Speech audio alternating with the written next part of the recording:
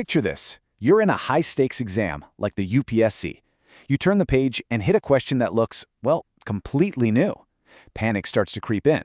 We've all been there, right? But what if I told you that these new questions are almost always old, simple ideas, just wearing a clever disguise? Today, we're going to pull the mask off one of them. And that right there, that's the whole game. This is the UPSC playbook. Take a foundational concept, wrap it up in some tricky language, and see who can see through it. Our mission today is to unwrap this puzzle together, because once you see the simple logic inside, you'll never get caught off guard by it again. So, first up, we are tackling the isotherm puzzle. Let's get ready to crack the code. To solve this, we really only need one thing: geography's golden rule.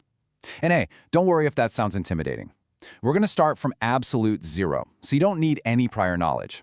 Let's build this up from the ground floor. So what on earth is an isotherm? It sounds complicated, but it's not. Just think of it like this. It's an imaginary line that you draw on a map connecting all the spots that have the exact same temperature. The clue is literally in the name. Iso means same and therm means temperature, a line of same temperature. It's really that simple. Now, to understand how temperature plays out on our planet, you just have to know the two main characters in this whole story: land and ocean. That's it. These two control pretty much everything we're about to talk about. Okay, pay attention because this slide is the single most important idea for this entire puzzle. This is our golden rule. Land, it's like a sprinter. It heats up super fast in the sun, and it cools down just as fast when the sun goes away. The ocean, on the other hand, is a marathon runner. It takes a long time to heat up, but once it's warm, it takes a long time to cool down. This one difference is the key to everything. All right, theory's great, but let's put this rule into action. We're going to apply it to a real-world scenario. What happens to land versus sea during winter, specifically in January in the Northern Hemisphere? So, let's set the scene. It's January, Northern Hemisphere. It is cold. How are our two characters, land and ocean, going to react to this? Let's start with land. Remember, land is the sprinter. It cools down fast. So in the middle of winter, the land is losing its heat like crazy. It gets very cold. Pretty straightforward, right? So what about the ocean? Well, it's our marathon runner. It holds on to its heat. So even though it's winter, the ocean is losing its heat very slowly. This means, compared to the freezing land right next to it, the ocean stays relatively warm. It's not a hot tub, but it's definitely warmer than the land. And that brings us to this crucial point. In the Northern Hemisphere winter, the air sitting over the ocean is warmer than the air sitting over the continents. Simple as that. Go ahead and put this conclusion in your back pocket. It is a major piece of the puzzle we're about to solve. Okay, we have all the pieces. We've got the golden rule. We know what happens in January. Now it's time to bring it all together, deconstruct that tricky question, and solve the puzzle. Let's do this. Here's the final piece of the logic. Remember, an isotherm is a line of constant temperature. Let's say we're following the 10-degree line. If this line moves over a super cold area, what does it have to do to find 10 degrees again? It has to bend towards a warmer place, towards the equator. And what if it hits a surprisingly warm patch?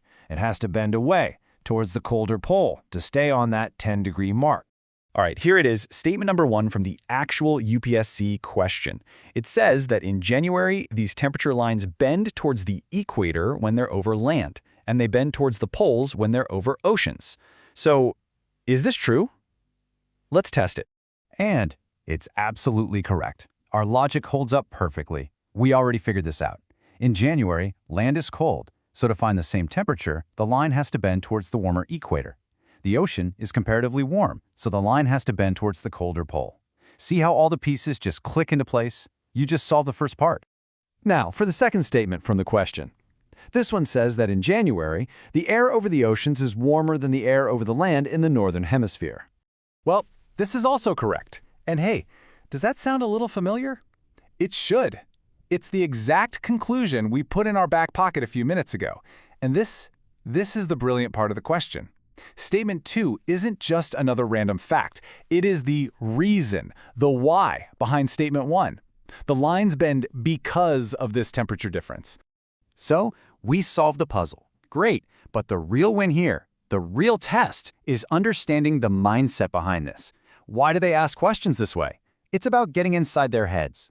This table breaks it down perfectly. UPSC isn't testing if you memorized a map of isotherm lines from a textbook. No, they're testing if you understand the fundamental logic of land-sea heating.